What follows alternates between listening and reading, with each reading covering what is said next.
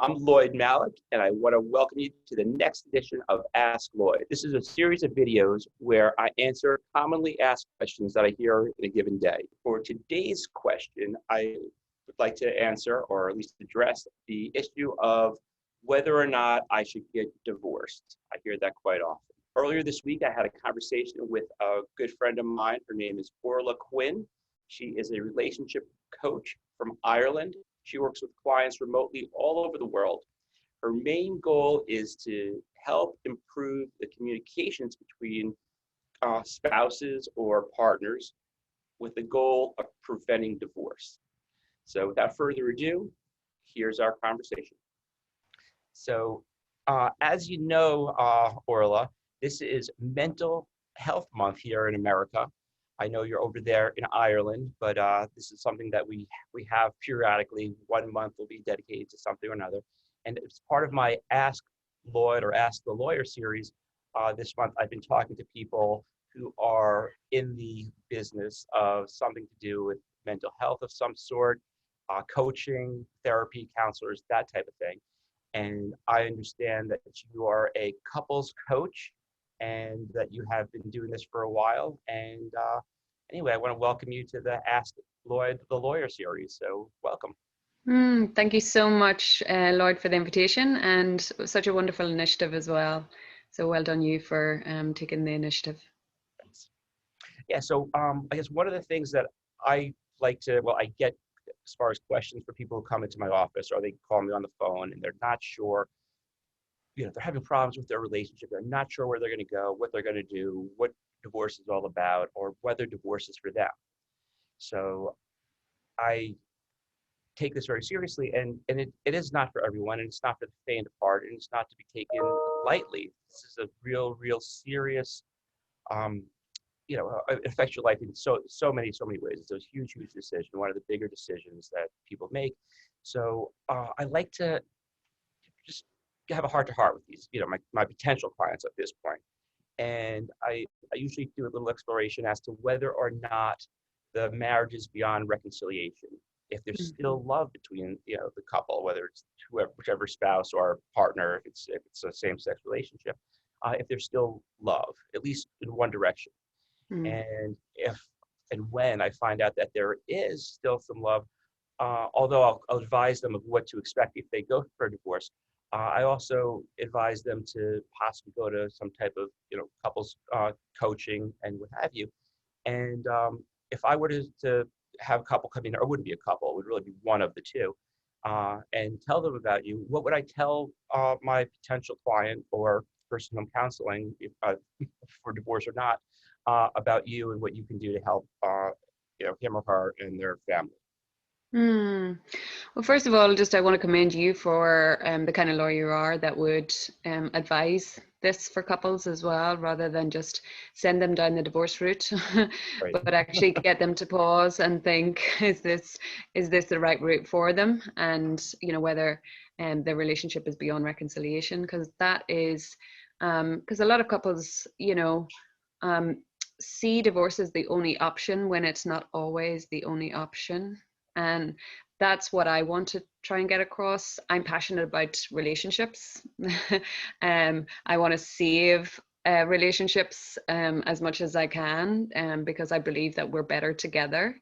And so I believe in the sanctuary of marriage and partnership. And so I believe that this is just a gift I have, that I can, I'm an empath. I've always been an empath around relationships.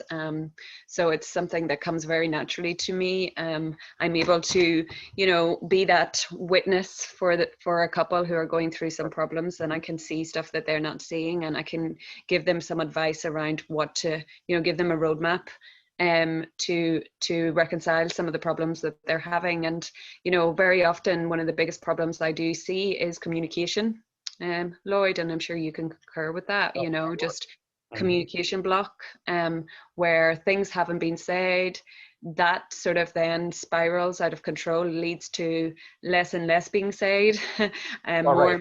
Somebody might start shutting down, right? And then you have a negative feedback loop or something like, right? This person doesn't talk, the other person says this person ignores me, they close down, and you can certainly So it can lead to that conflict. It can just lead to that conflict where where blame is being, is being put on the other, when actually it doesn't need to be that way, right? And that's where just clear communication is required in order to really figure out what it is that is causing the shutdown.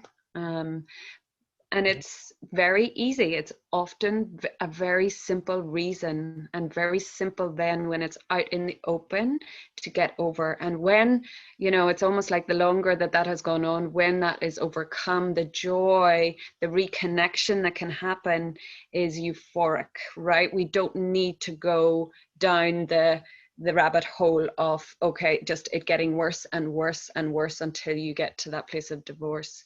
It right. can And be. that's why I see that all the time, because it does go to that point. And I guess at some point there is a point of no return.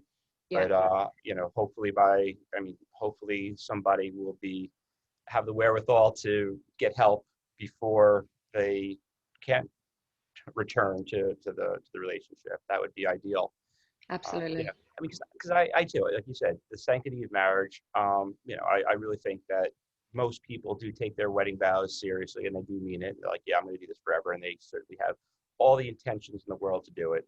And it's a shame, especially if there's children involved, small children. Because then that's really who gets the brunt of it. And one of the things that I guess you do as a coach, and I do just as my personal style, is I really care about my clients' children. And sometimes if they're blinded by their, I suppose, animosity with their spouse or partner, they don't put their children in the proper place. The children just fall behind.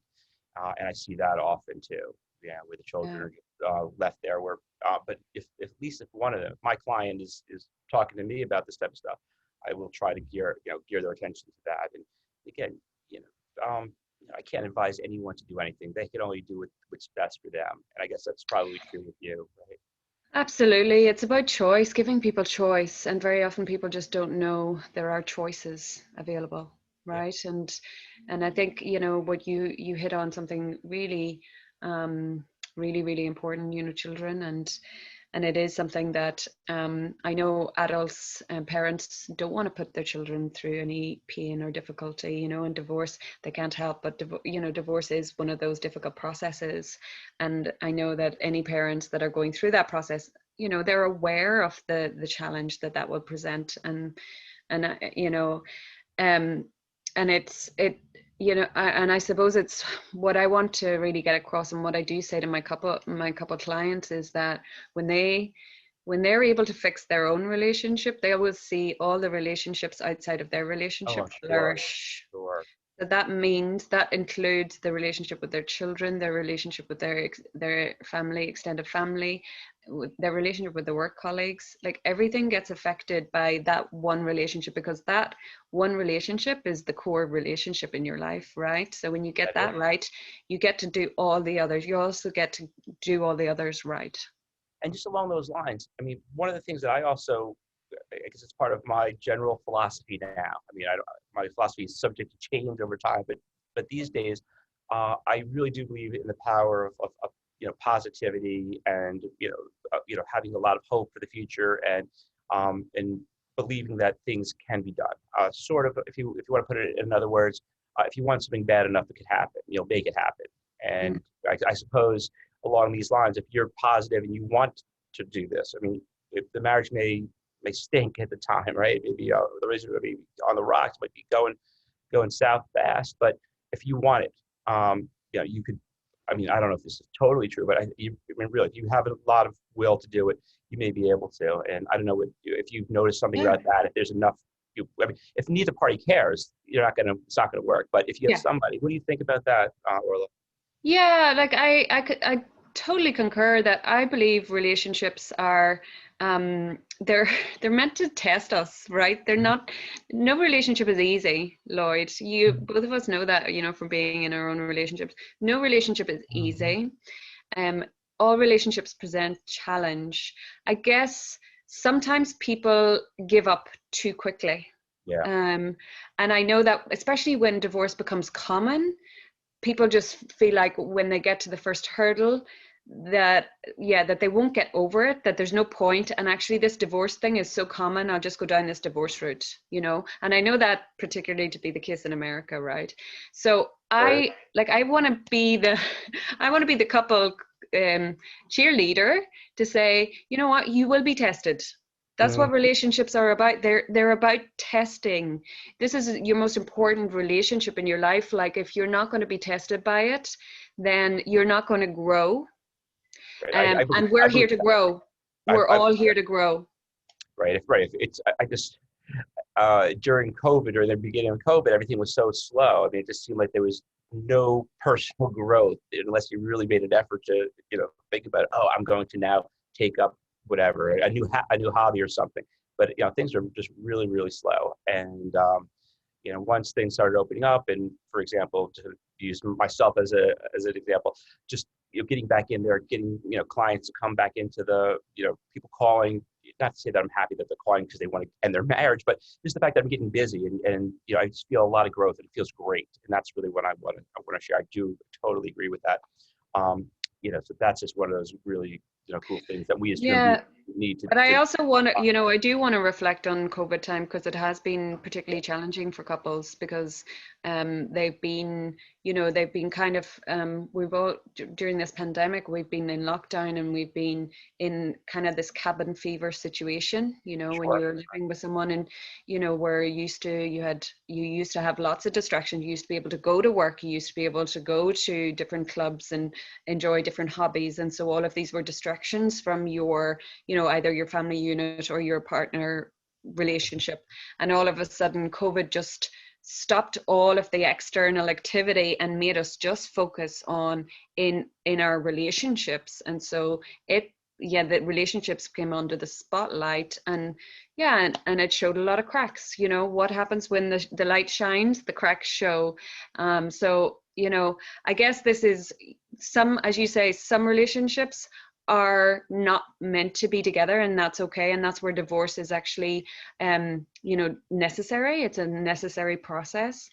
But what I feel is like a lot of those cracks can be fixed, Right. and that's where I want to be able to provide a solution for those people. I'm the expert that can provide the solution for those people. So if I wanted to, well, you're in Ireland, and if I wanted to have refer somebody who comes to me to you, do you do consultations via Zoom or like I can't imagine my clients from here in Maryland and DC flying over to Ireland. How do you do it? Do you do it Yeah, online? well, today everything's virtual, right? And so so I do my counseling, my consultation online via Zoom, Mm-hmm. just like we're doing here. And so I do I have a 1 day kind of intensive Right. consultation where I interview both individuals in the couple, and then I interview the couple together.